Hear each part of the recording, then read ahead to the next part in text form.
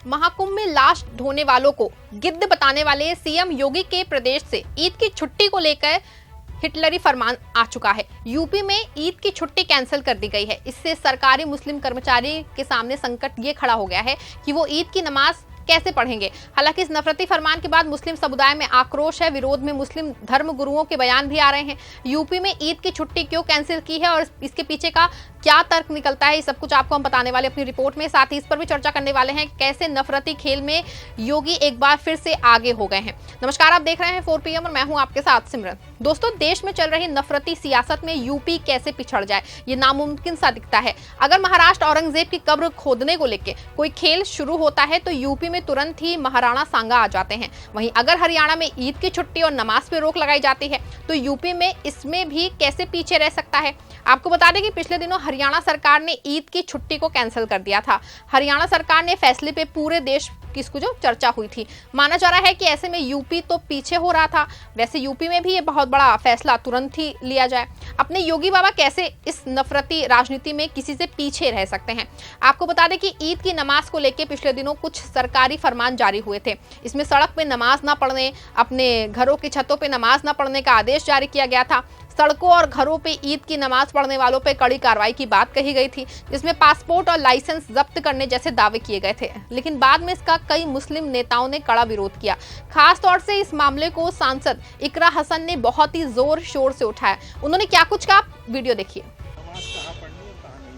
जी हाँ, 10 मिनट की नमाज में इतनी बड़ी आपत्ति पूरे देश को हो रही है, सरकारों को हो रही है, तो बहुत आश्चर्य की बात नहीं है, क्योंकि लगातार 2014 के बाद से जिस कगार पे ये सरकार इस देश को लेकर आई है, सिर्फ इन्होंने नफरत बोए हैं।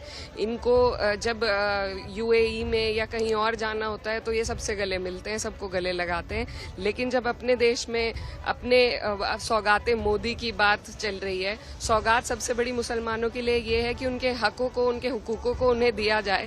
लगातार छीनने का काम जो हो रहा है, चाहे कहीं सर्वे करा के हो, वक्फ का बिल ला के हो, आज नमाज रोक रहे हैं, कल पता नहीं क्या करना चाहते हैं, लेकिन हम इस देश की मिट्टी में हमारे बड़ों का, हमारे बुजुर्गों का खून शामिल है। हम कहीं नहीं जाएंगे, यहीं रहेंगे।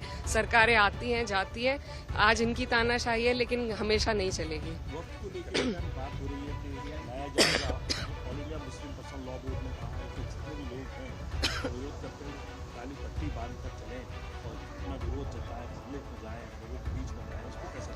लगातार इसका विरोध प्रदर्शन हो ही रहा है और सब लोग विरोध कर रहे हैं, लेकिन सरकार अपनी तानाशाही पे आमादा है। लेकिन हमें देखिए अब क्या किस तरीके से लेकर आते हैं। हम लोग पूरी तरीके से अपोज तो करेंगे, लेकिन इसी तरीके से सारे हक छीन कर आपको एक पैकेट पकड़ाया जा रहा है सौगात देने के रूप में, तो ये इनकी जो दोहरी पॉलिसी है उसको दर्शाता है, और इन लोग ऐसे लोगों का राज लंबे टाइम तक नहीं चलता है। इकरा हसन के साथ कई और सांसद और नेताओं ने इस मामले को उठाया था। इसका जो असर है ये हुआ कि पुलिस अफसरों की ओर से बयान आया कि छतों पे नमाज पढ़ने को लेकर कोई रोक नहीं है, लेकिन इसके बाद ही योगी सरकार के एक विभाग की ओर से ईद की छुट्टी कैंसिल किए जाने का फरमान जारी हो गया है। अभी तक देश में हरियाणा सरकार की ओर से ईद की छुट्टी जारी करने का आदेश हुआ था। अब यूपी सरकार के खाते में भी ये बड़ी उपलब्धि शामिल हो गई है। वैसे भी माना जा रहा है कि PM मोदी के बाद उनकी कुर्सी के सबसे बड़े दावेदार CM योगी हैं, तो ऐसे में कैसे CM योगी किसी मामले में पीछे रह सकते हैं। आपको बता दें कि यूपी के विद्युत विभाग ने ईद की छुट्टी को कैंसिल करने का आदेश जारी कर दिया है। इस संबंध में पावर कॉर्पोरेशन के अध्यक्ष डॉक्टर आशीष कुमार गोयल ने सभी अधिकारियों को निर्देश दिया है। कॉर्पोरेशन अध्यक्ष डॉक्टर आशीष गोयल ने शुक्रवार को शक्ति भवन में समीक्षा बैठक में सभी निगमों के प्रबंधन निदेशकों को निर्देश दिया कि अपने अपने डिस्कॉम में ये सुनिश्चित करा लें कि कैश काउंटर सहित उपभोक्ताओं से संबंधित सभी कार्य सामान्य दिवसों की तरह किए जाएंगे। उन्होंने गर्मी के मद्देनजर एडवांस प्लानिंग रखने का जो है निर्देश दिया है। ये भी कहा है कि जहां मरम्मत के लिए उत्पादन संबंधी मशीनें बंद हैं उसे तत्काल चालू किया जाए। बिजली खरीद के लिए सभी कार्यवाही पूरी कर ली जाए। बैठक में प्रबंध निदेशक पंकज कुमार सहित सभी अधिकारी मौजूद रहे। आपको बता दें कि मार्च का आखिरी दिन होने की वजह से ये फैसला लिया गया है, लेकिन बिजली विभाग के इस फरमान से एक और जहां मुस्लिम समुदाय के ईद पे संकट आ रहा है, दूसरी ओर योगी के अफसर ये मैसेज देने में बिल्कुल पीछे नहीं है कि हरियाणा से वो कमजोर नहीं है। लेकिन सच ये है कि जो बिजली विभाग के मुस्लिम कर्मचारी हैं उन पे संकट आ गया है। वो घर में ईद मनाएं या फिर अपनी नौकरी बचाएं।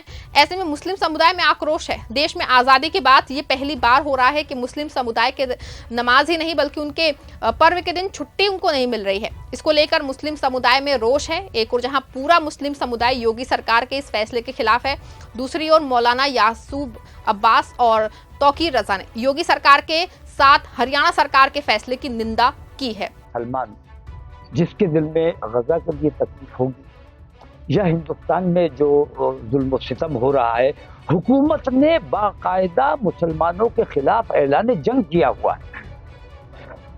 इनमें मुख्यमंत्रियों में होड़ चल रही है कि हम मतलब कौन कितना बड़ा हिंदू है, जो मुसलमान को ज्यादा सता सकता है वो ज्यादा बड़ा हिंदूवादी हो गया।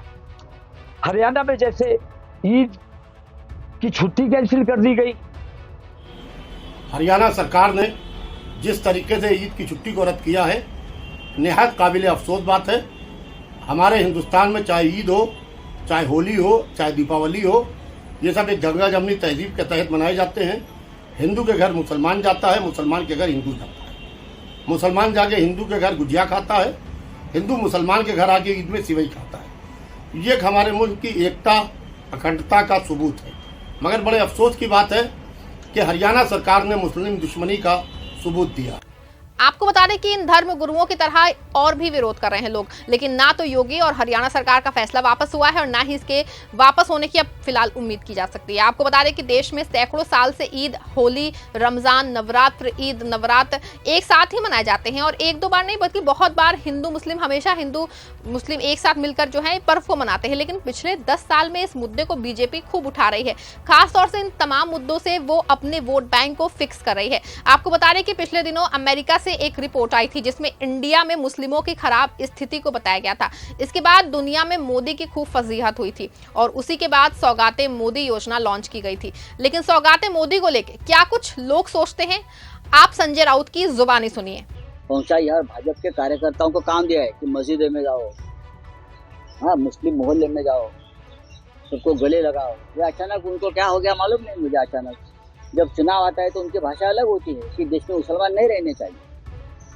लेकिन अब जब बिहार का चुनाव आने लगा और इंटरनेशनल प्रेशर बढ़ गया है तो मोदी मुसलमानों के भी मित्र बनने की कोशिश कर रहे हैं। लेकिन ये ढोंग। सुना आपने संजय राउत क्या कुछ कह रहे हैं। लेकिन दूसरी ओर ये बात पूरी तरह से साफ है कि योगी सरकार की ओर से बिजली विभाग ने ईद की छुट्टी को रद्द कर दिया है। आपका इस पूरे मामले पे क्या मानना है? आप सीएम योगी के बिजली विभाग की हिटलरी फरमान को लेकर क्या सोचते हैं? क्या सच में ये मुस्लिमों को परेशान करने के लिए नहीं किया जा रहा है? क्या एक दिन की छुट्टी में सब कुछ बिगड़ जाएगा, सब कुछ बन जाएगा? क्या ये एक नफरती एजेंडा है या फिर आवश्यक कार्य है? अपनी राय कॉमेंट में बताइएगा। इस खबर को लाइक और शेयर भी जरूर करिएगा।